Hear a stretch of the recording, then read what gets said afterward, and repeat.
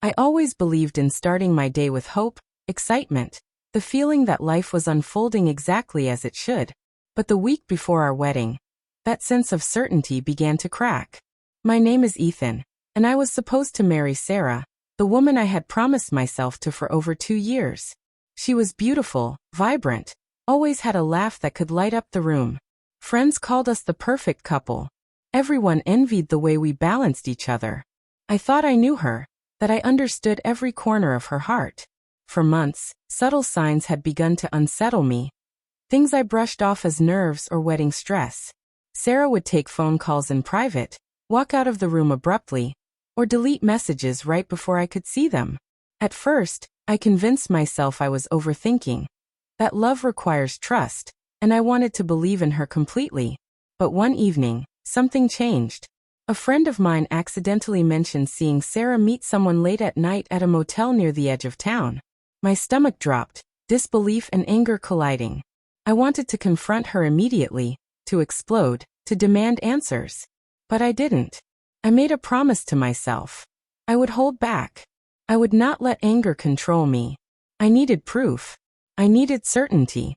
Over the next 2 weeks, I followed subtle patterns, noticed texts disappearing, calls ignored, small excuses stacking into a pattern too glaring to ignore. Sarah was secretly meeting her boss. My mind raced at night, replaying every laugh, every word, every kiss. How many moments had been real? How many had been performed with a mask? The closer we got to the wedding, the heavier the weight became. I walked through the engagement party with a smile, laughed at the jokes, shared toasts, while inside, the anger and betrayal simmered like a storm about to break. Every photograph, every hug, every congratulatory handshake reminded me that soon, everyone would witness what I had discovered. The night before our wedding, sleep eluded me entirely. I lay awake staring at the ceiling, every memory of Sarah now tinged with suspicion. I kept replaying the times she claimed to be busy at work, the evenings she said she needed space, the way she sometimes seemed distracted even during our conversations. Every small detail now fit into a horrifying puzzle I could no longer ignore. I had the proof I needed, yet I reminded myself. Patience was my ally. I couldn't let rage ruin the moment. The revelation would be mine to control, mine to deliver at the precise moment it would matter the most. Morning arrived, and the house buzzed with activity. Family members rushed around, adjusting decorations, double-checking flower arrangements, rehearsing lines, and sharing nervous laughter. Sarah was radiant, her smile effortless, completely unaware of the storm brewing inside me. I watched her prepare, the veil in her hair, the way her dress hugged her silhouette perfectly. The thought of her betrayal mixed with the beauty of that moment made my chest tighten. My hands trembled slightly, not from nerves, but from the intensity of the secret I carried. We arrived at the venue, the chapel bathed in sunlight that streamed through stained glass windows. Guests whispered, took photographs, and found their seats, while my heart beat rapidly, every pulse a reminder of the truth hidden in plain sight. As Sarah walked down the aisle, the music swelling around her, I caught glimpses of admiration in the crowd. People whispered, "She's perfect." But only I knew the layers beneath that perfection. The lies, the secret meetings, the betrayal that had been orchestrated quietly, far from prying eyes. When she reached the altar, our eyes met. Her expression was soft, loving, and unsuspecting. I swallowed hard, forcing calm into my voice, every gesture measured. I was in control, and I would remain so until the exact moment. My mind mapped the sequence precisely. The vows, the crowd's attention, the perfect timing for the revelation that would leave no room for denial. I had rehearsed it mentally countless times, ensuring that the shock, the humiliation, and the truth would hit with undeniable clarity.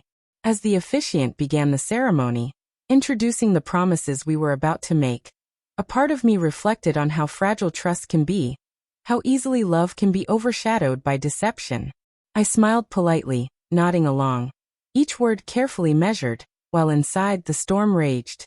I was ready, not with anger, not with tears, but with a precision that only someone who has been deeply wronged could achieve. The officiant reached the part where we were supposed to exchange vows. My hands were steady, but my mind raced with every detail I had uncovered. I began, my voice calm and deliberate. as if every word carried the weight of truth waiting to be unveiled. "Sarah," I said, locking eyes with her. "We've shared years of memories, laughter, and promises.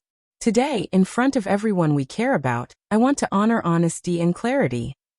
She smiled softly, unaware of the edge in my tone, her fingers brushing mine lightly. I paused, letting the tension build, while the congregation watched with mild curiosity, sensing perhaps a subtle shift in my demeanor. "Before I say anything else," I continued, "there's something important that needs acknowledgement." Sarah's smile faltered slightly, a flicker of uncertainty crossing her features, though she tried to mask it quickly. The music faded, conversation stilled, all eyes turning toward us. The suspense hung heavy in the air, like the quiet before a storm. Then, calmly, without raising my voice, I laid out the truth I had discovered. I described the late-night meetings, the secret motel visits, the deception that had been hidden behind smiles and excuses. Each word was precise, leaving no room for evasion. The color drained from her face as realization struck, the facade of composure crumbling under the weight of undeniable evidence. Murmurs spread through the crowd, eyes widening in shock, whispers growing into audible gasps. I continued, keeping my tone measured, neither vindictive nor harsh, yet impossible to ignore. I chose to wait, to observe, to ensure clarity. And now it is clear. Betrayal has consequences, especially when it hides in shadows while trust stands exposed. She opened her mouth, stammering, trying to explain, to deny, but the moment had passed. Her attempts at justification fell flat, drowned out by the weight of the truth now echoing throughout the chapel. I stepped back slightly, letting silence hang, letting the gravity settle on every witness present. The shock on her face was matched by the stunned expressions around us. I realized then that control, patience, and timing mattered more than anger. This was not about spectacle, but about revealing truth in a way that left no doubt, no ambiguity, no possibility of deflection.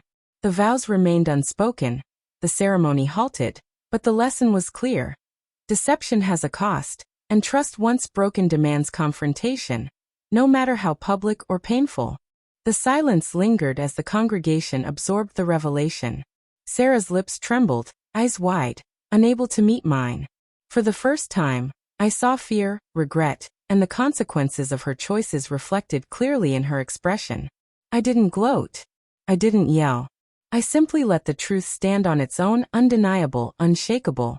Every witness knew what had transpired, and the weight of her deception could no longer hide behind charm or smiles. I turned slightly, facing the crowd, and allowed a single sentence to convey everything I felt. Trust is the foundation of love. When it is broken, honesty must be the remedy. Murmurs rippled through the chapel, some sympathetic, some judgmental, all recognizing the gravity of what had just unfolded. I looked back at Sarah one final time, my heart heavy but resolute, and took a step away. That day, the wedding didn't end in celebration, but in clarity. Betrayal was exposed, lies were confronted, and for the first time, I felt a measure of peace. It wasn't revenge for revenge's sake, it was truth, timing, and the undeniable lesson that deception, no matter how well hidden, always comes to light. And as I left the chapel that morning, I walked away with my dignity intact, leaving behind the illusion of love that had never truly existed.